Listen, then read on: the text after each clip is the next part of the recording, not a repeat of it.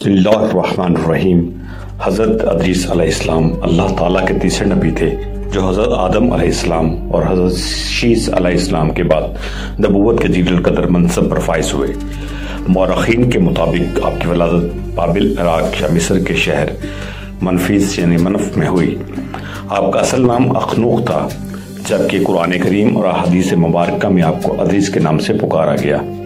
روایات کے مطابق حضرت ادریس نے دنیا میں لوگوں کو سب سے پہلے لکھنے، پڑھنے اور تعلیم حاصل کرنے کا درس دیا، بلکہ اپنی زندگی کا بیشتر حصہ اسی درس و تبلیغ میں صرف کیا۔ چنانچہ لوگ آپ کو ادریس یعنی درس دینے والے کہہ کر پکارنے لگے۔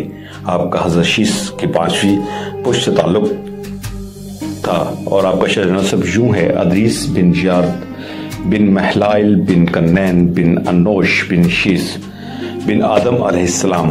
حضرت ادریس منصب نبوت پر حضرت شیس کا انتقال ہوا تو کچھ عرصہ بعد ان کے پیروکار بہت محدود تعداد میں رہ گئے۔ قابیل کی اولاد نے کفر و شرک، بدکاری و بے حیائی کا بازار گرم کر رکھا تھا۔ زناکاری اور شراب نوشی عام تھی، پاکیزہ رشتوں کی پہچان ناپید ہو چکی تھی، بتوں کی پوجا اور آگ کی پرستش ہو رہی تھی، گویا دنیا پر شیطان اور اس کے حواریوں کا راج تھا۔ حضرت آدم اور حضرت شیس کی قائم کردہ شرعی حدود اور احکامات الہی کو پامال کیا جا رہا تھا، اور یہی وہ وقت تھا جب اللہ جل شانہ نے اس بگڑی قوم میں ایک نبی مبعوث کرنے کا فیصلہ کیا اور اس عظیم منصب کے لیے حضرت شیس کی نسل سے حضرت ادریس کا انتخاب فرمایا۔ حضرت ادریس علیہ السلام میں وہ تمام خوبیاں بدرجہ اتم موجود تھیں جو اللہ کے نبی میں ہونی چاہیے۔ آپ علیہ السلام حضرت آدم علیہ السلام کے دین کے پیروکار، نہایت عبادت گزار، متقی، پرہیزگار اور انتہائی سچے انسان تھے۔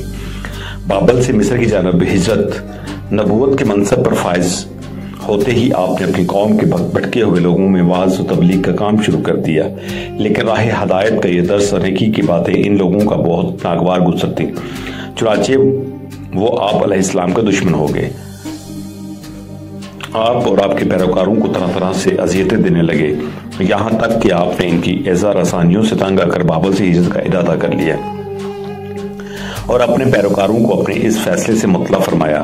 چونکہ بابل دریا فرات اور دریا دجلہ کے کنارے ایک سبز و شاداب علاقہ تھا، لہذا لوگوں کے لیے اس علاقے سے ہجرت کرنا نہایت خاصا مشکل فیصلہ تھا، اور انہوں نے اس حوالے سے تحفظات کا اظہار بھی کیا۔ لیکن پھر حضرت ادریس کے سمجھانے پر آپ علیہ السلام کے ساتھ ہجرت پر تیار ہو گئے۔ حضرت ادریس اور ان کے پیروکاروں نے بابل سے مصر کا رخ کیا اور دریائے نیل کے کنارے آباد ہو گئے، جو بابل سے بھی زیادہ سبز و شاداب علاقہ تھا۔ حضرت ادریس علیہ السلام نے یہاں کے لوگوں میں درس و تبلیغ کے کام کو جاری رکھا۔ آپ علیہ السلام اس وقت لوگوں میں رائج تمام زبانوں سے واقف تھے اور عوام کو انہی کی زبان میں درس دیتے تھے۔ قرآن پاک میں ذکر آپ علیہ السلام کا قرآن مجید میں 2 مرتبہ ذکر آیا ہے۔ سورۃ مریم میں اللہ تعالیٰ فرماتے ہیں، اور اس کتاب میں ادریس کا ذکر بھی کیجئے، بے شک وہ بڑے سچے نبی تھے اور ہم نے ان کو بلند رتبے تک پہنچایا۔ نیز سورہ انبیاء میں اللہ تعالیٰ نے فرمایا، اور اسماعیل اور ادریس اور ذوالکفل کا تذکرہ کیجئے، یہ سب احکام الہیہ پر ثابت قدم رہنے والے لوگوں میں سے تھے۔ قرآن کریم کی معروف مسند تفسیر معارف القرآن کے مطابق حضرت ادریس علیہ السلام حضرت نوح علیہ السلام سے 1000 سال پہلے پیدا ہوئے۔ روح المعانی باہوالا مستدرک حاکم، اللہ تعالیٰ نے آپ کو نبوت کے مرتبے پر سرفراز فرمایا، آپ پر 30 صحیفے نازل فرمائے۔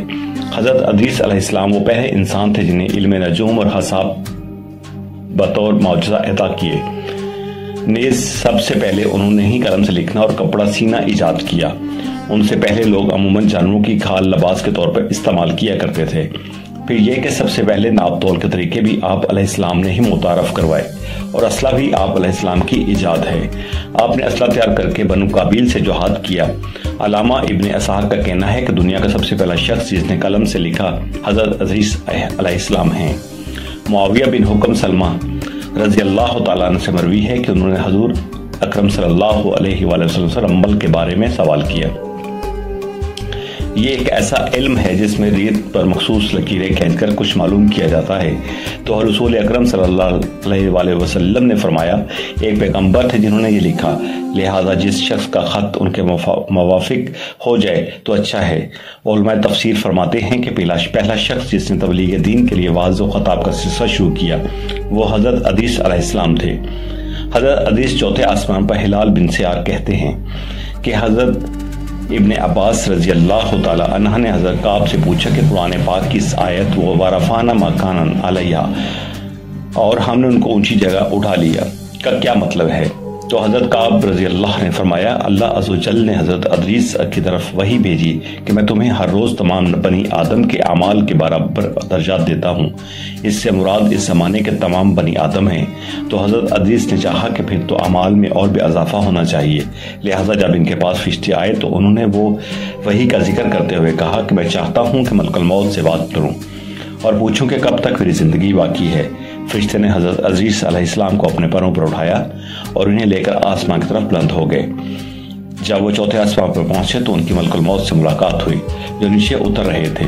حضرت ادریس علیہ السلام کے دوست فرشتے نے ملک الموت سے حضرت ادریس علیہ السلام کے بارے میں ذکر کیا تو اسرائیل نے پوچھا کہ حضرت ادریس کہاں ہیں؟ فرشتے نے جواب دیا کہ وہ میری پشت پر ہیں۔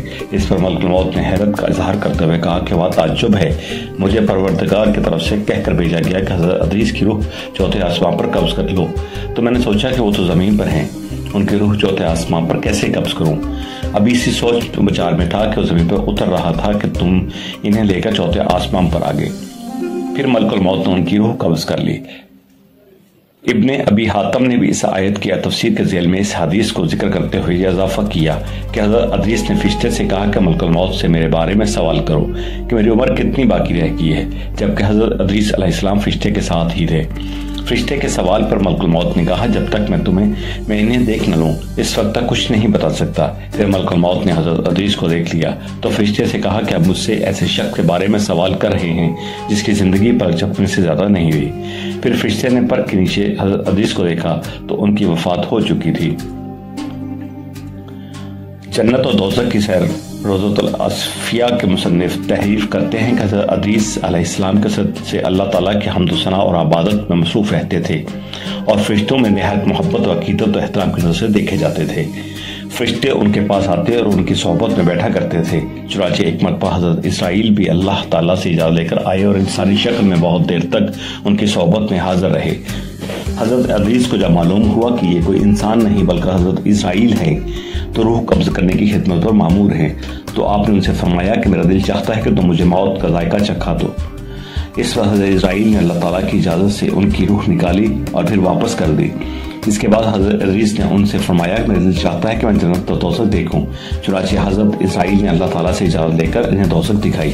وہ دوزخ دیکھ کر جنت میں آئے اور بہت دیر تک وہاں کے مناظر دیکھتے رہے۔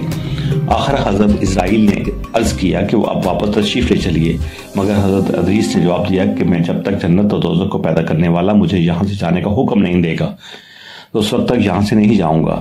چنانچہ اللہ تعالیٰ نے ایک فرشتے کو مقرر فرمایا کہ ان کے درمیان فیصلہ کر دے۔ حضرت اسرائیل علیہ السلام نے اس فرشتے کو پوری صورتحال بتائی۔ پھر حضرت ادریس نے فرمایا کہ میں قانون خداوندی کے مطابق موت کا ذائقہ چکھ چکا ہوں اور اب جنت میں آ گیا ہوں، چونکہ حق تعالیٰ نے فرمایا کہ وہاں وَمَهَمْ بَخَارَ جِينَ مِنْهَا، یعنی ہم تم کو اس سے نہیں نکالیں گے، لہٰذا میں یہاں سے نہیں جانا چاہتا۔ حضرت کعب احبار کی روایت ہے کہ فرشتے نے اللہ تعالیٰ کے حکم سے فیصلہ کیا کہ اچھا آپ علیہ السلام چھٹے آسمان پر رہیے اور فرشتوں کے ساتھ عبادت کیجیے۔ چنانچہ حضرت ادریس علیہ السلام چھٹے آسمان فرشتوں کے ساتھ عبادت میں مشروف رہتے۔ واللہ علم۔ اس سلسلے میں متفق علیہ حدیث یہ ہے کہ حضرت ادریس چوتھے آسمان پر ہیں۔ مجاہد اور دیگر بہت سے علماء کرام کا یہی قول ہے کہ حضرت ظاہری رحمۃ اللہ علیہ نے بھی حضرت ان سے مروی معراج کی حدیث نقل کی ہے کہ جب نبی کریم صلی اللہ علیہ وآلہ وسلم معراج کی رات چوتھے آسمان پر پہنچے تو وہاں آپ صلی اللہ علیہ وآلہ وسلم کی ملاقات حضرت ادریس سے ہوئی، جنہوں نے حضور اکرم صلی اللہ علیہ وآلہ وسلم کو دیکھا اور فرمایا کہ مرحبا صالح بھائی اور صالح نبی ابن کثیر۔ آل قبیل کے ساتھ جہاد حضرت ادریس کی زندگی میں دو چیزیں بہت نمایاں ہیں، ایک واعظ و تبلیغ اور دوسری آل قبیل کے ساتھ جہاد، جو کہ انہیں واعظ و تبلیغ پہ ملکہ حاصل تھا۔ چنانچہ ان کی پہلی کوشش یہی رہی کہ واعظ و نصیحت سے آل قبیل اور راہ راست پر آ جائے اور دنیا برائیوں سے پاک ہو کر ایک اللہ کی عبادت کرنے لگے۔ لیکن شیطان نے ان لوگوں کو پوری طرح اپنی گرفت میں لے لیا تھا۔ جب آپ علیہ السلام ان سے اللہ کی وحدانیت کی بات کرتے تو ایک اللہ کی عبادت کی نصیحت کرتے، برائیوں کو چھوڑنے کی تلقین کرتے، تو یہ باتیں ان لوگوں کو بڑی ناگوار گزرتی اور آگ گولا ہو کر انہیں اذیتیں دیتے۔ تمسخر تمسخر اڑاتے، پتھر مارتے۔ دراصل ایک طویل عرصے تک شیطان کے زیر اثر رہ کر یہ لوگ شرک، کفر اور برائیوں کے دلدل میں گردن تک دھنس چکے تھے۔